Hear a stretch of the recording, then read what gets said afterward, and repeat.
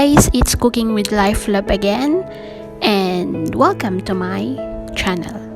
Ayan, so for today's vlog guys, I will be cooking a pizza for my colleagues. So, let's start guys. Okay, let's start guys. So I have here 2 cups of all-purpose flour, a cup of warm milk, sugar, salt, instant yeast, and I will be using also a little baking powder. So guys, first thing is i-activate natin yung ating yeast. So in a cup of warm milk, i-add natin yung sugar, then in na din yung ating yeast, then set aside lang natin for 3 to 4 minutes para mag-activate siya.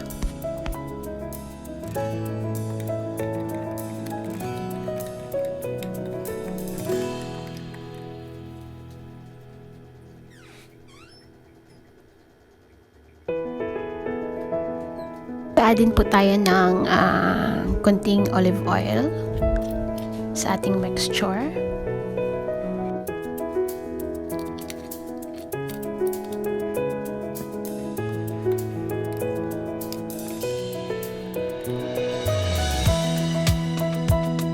So after a few minutes guys, eto na siya. So malalaman mo pag okay yung mixture mo pag nagbabubbles na siya. So let's start na guys. So add natin yung salt sa ating flour. Then so gagamit ako guys ng konting baking powder. Optional siya guys, kasi napapansin ko kasi, or ako lang siguro, hindi ko alam kung kayo din, masyadong matapang yung amoy ng yeast. So yan ang ginagawa ko. Then gradually add little by little yung ating liquid guys sa ating flour. Ayan, so dahan-dahan, hindi natin ibubuhos lahat. So ganyan lang siya guys until ma-form na siya ng na ball yung ating mixture.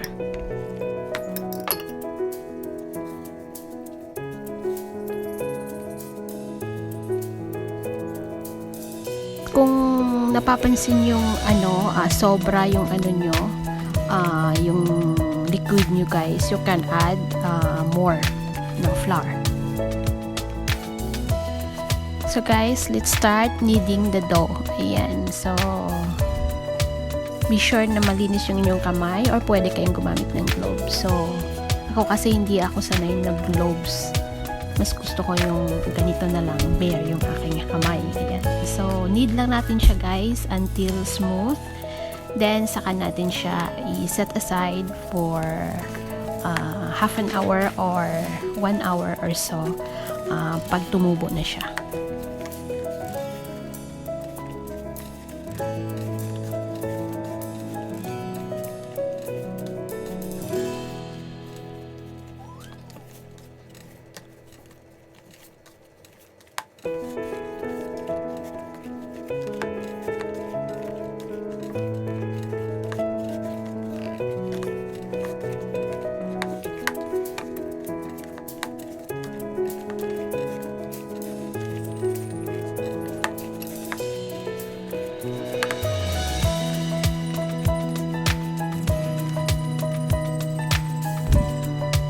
Ayan, gawin lang natin siyang ball guys. Then mag-add tayo ng oil or olive oil on the top.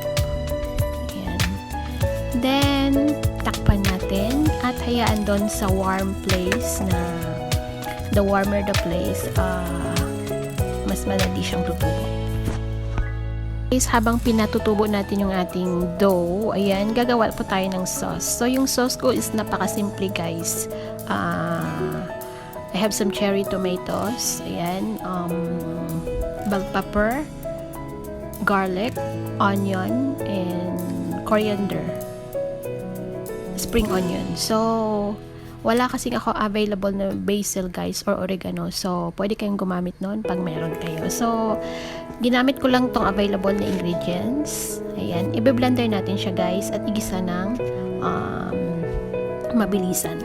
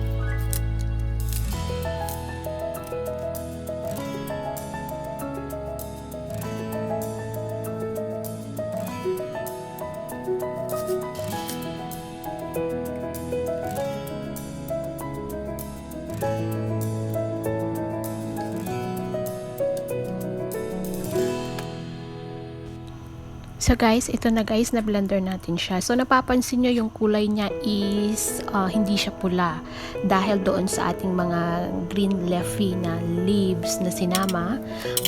So mag-a-add ako later ng tomato paste para pupula siya ng konti. So igisa lang natin siya guys together with the onion and the garlic. Ayan, igisa lang natin until translucent. Then i-add natin siya there and pakuluan din natin siya on a low heat until maging thick na siya guys. So kayo nang bahala magtimpla, asin, black pepper, if you have oregano or basil powder you can add. Then I will be adding also the tomato paste para medyo pumula yung ating sauce.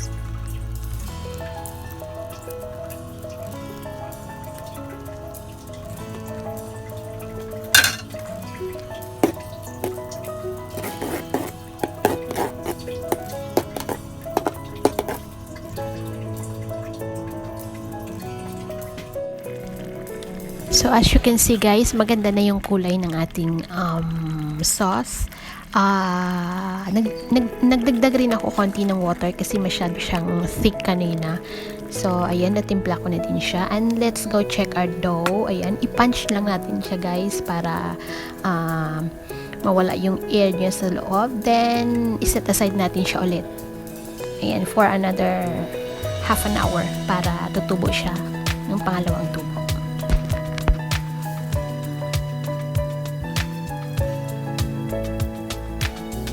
And guys, ayan, tumubo na siya ulit guys. So, it's time na para natin siya i-roll and then ilagay sa ating pan. So, ayan na guys, na-roll ko na siya. Nailagay ko na rin siya sa ating pan. Ayan. So, i-flatten lang natin siya guys. Then, we will be adding the sauce na. So guys, let's start spreading the sauce on the top. Then, the toppings also.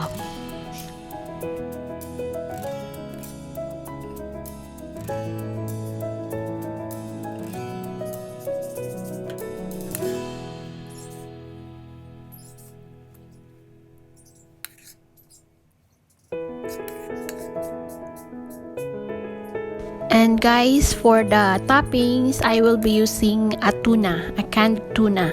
Okay, so pwede kayong gumamit ng chicken, anything na gusto nyong maging toppings. You can add also some salamis or anything, any meat, ground beef. Ayan, so kayo nang bahala. So, I will be using tuna. Dinrain ko rin yung kanyang konting oil. Then, pero iniwanan ko siya ng konting oil, guys. Then, I will be adding also some hot dogs and some olives, which is the whole one, the black one. Ayan, wala akong available na naka-half na siya, guys. So, yung whole na lang na black olives yung gagamitin ko. So guys, the reason bakit wala kayong nakikitang veggies dyan. So, yung bell pepper kanina, sinama ko na sa sauce. Kasi nga, yung anak ko is napakapihikan. Ayaw niya ng gulay. So, sinama ko na sa sauce. So, wala kayong makikitang veggies dyan.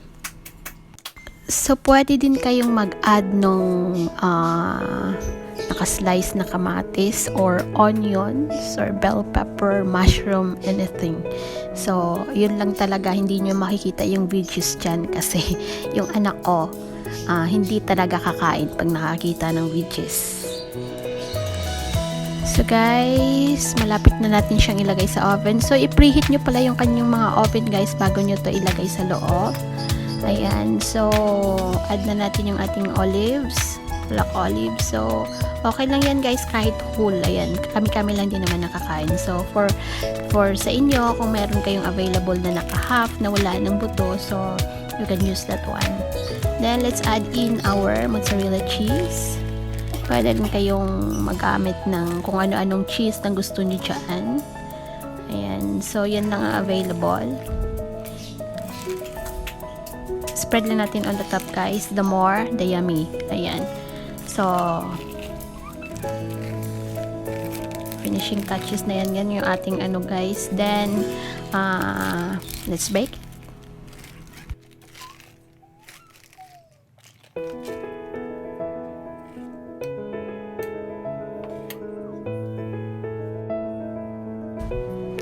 And here we have guys our tuna hotdog pizza a la Life Love. Ayan, thank you for watching and I hope may natutunan kayo.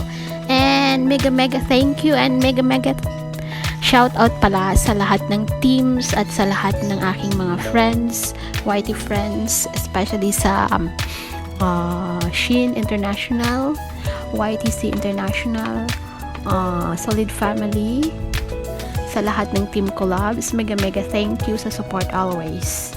Be good guys and see you again on Cooking with Life Love. Be good and God bless.